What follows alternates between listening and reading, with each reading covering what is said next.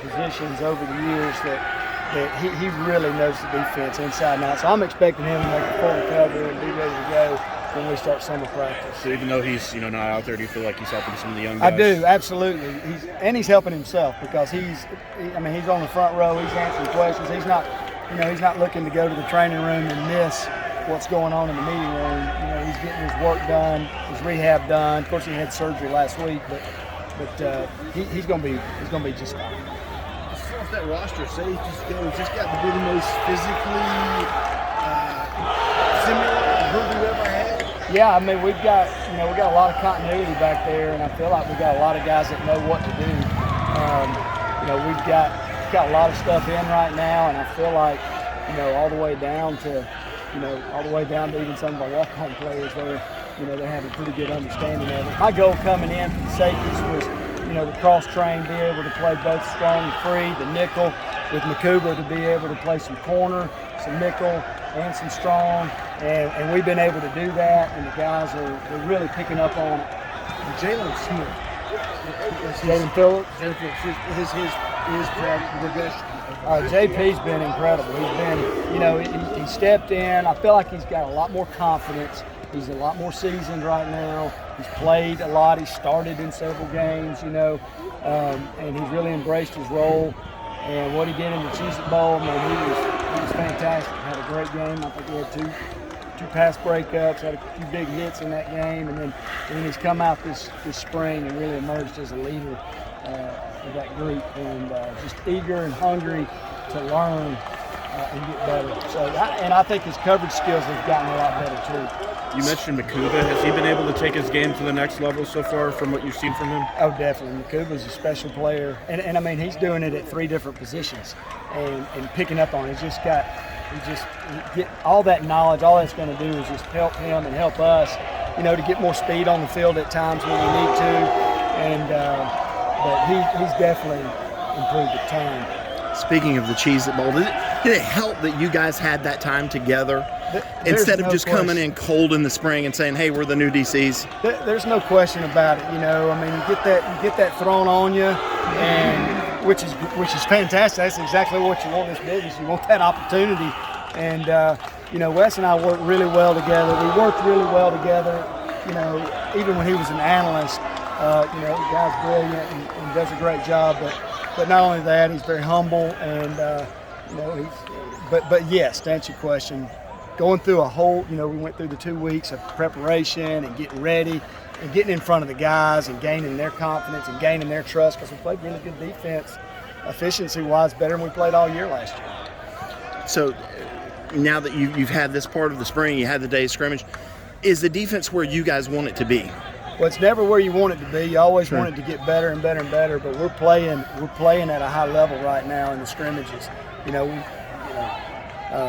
We started off the scrimmage today with a pick six by Nate Wiggins, and then we turn around and Toriano Pride picks one off and runs it back for a touchdown. And that's kind of been what we've been wanting to see is we've been getting a lot of turnovers with strips and poking the ball out.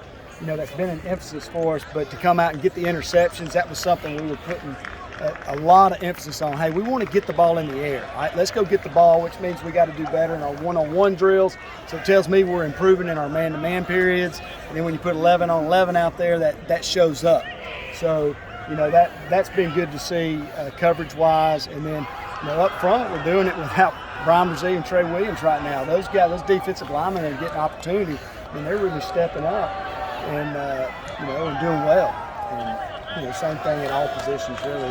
What's a realistic expectation for you guys as a defense as a whole for this coming season? I mean, it's to be, obviously it's to be the best ever. I mean, that's what you want here at Clemson, right? I mean, it's, best is the standard. So I mean, we want to have the best defense we've ever had, but we got a lot of work to do, to reach that goal.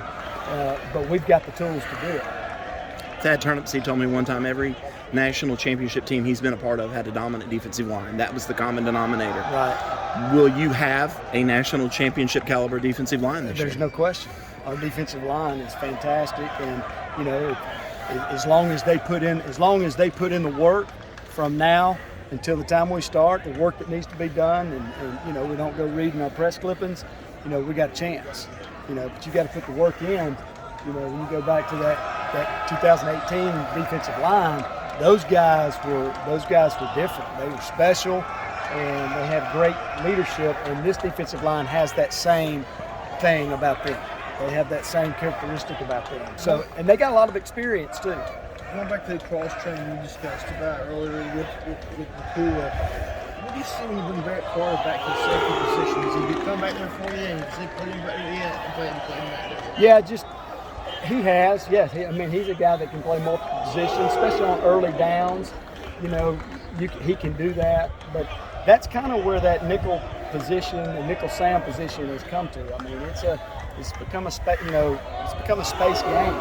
You got to have guys that can play that space, but he's unique because he can cover guys, but he can get in the box and be physical with guys too. He's got the size, the speed, and agility to do it. Last week, Nolan went out there and showed out on pro day. What do you think an NFL team are going to get if he gets out? I think they're going to be shocked. I think they're going to be shocked at how good he is. I mean, the guy's a baller, and he has been since the day he stepped on the field here. He's more athletic than anybody gives him credit for. I mean, 37.5-inch vertical jump is unbelievable. And then you go turn in 4.40.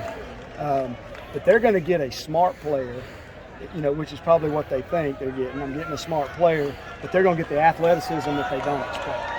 The guy has incredible hips, the way he can swivel his hips and the way he moves. I mean, he just kind of glides across the field. And he's got great instincts. He's going to spend the time in the film room. He's going to understand offenses. He's going to understand routes. He's going to understand reads. And, I mean, somebody's going to get a really good player out. Do you think he can, I know it's a $1 million question, but do you think he can get drafted maybe day 3 maybe? Yeah, I think definitely can get drafted, you know. I mean, he just needs to get a chance. And we've had guys from Clemson that have not been drafted that's gotten opportunities, and they're making millions of dollars right now as free agents. So, I mean, if somebody doesn't draft him, then he just needs a chance. But I mean, if I'm an NFL team, I'd draft that dude all day. He's a baller. What is something he did in practice or whatever that kind of just, when you look back at his career, that really kind of stood out to you to say this guy's got something special? I think just the way he moves, just in general, and then being able to put him. I've been talking about playing multiple spots on defense. Just to be able to move him, I think, you know, one game he'd start at nickel, one game he'd start at free safety, one game he'd start at strong safety, and to go in there and then be able to play. But I think that the first play against, or not the first play, but against Louisville down there in the red zone,